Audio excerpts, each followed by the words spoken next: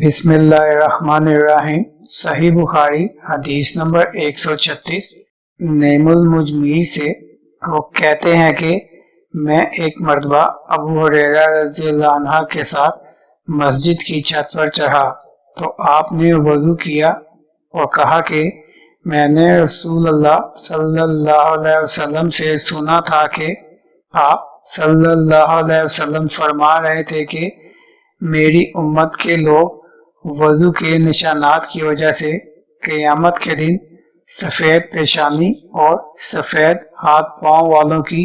شکل میں بلائے جائیں گے، تو تم میں سے جو کوئی اپنی چمک بڑھانا چاہتا ہے تو وہ بڑھا لے، یعنی وضو اچھی طرح کرے۔ اللهم صل على محمد وعلى آل محمد كما صليت على إبراهيم وعلى آل إبراهيم إنك حميد مجيد اللهم بارك على محمد وعلى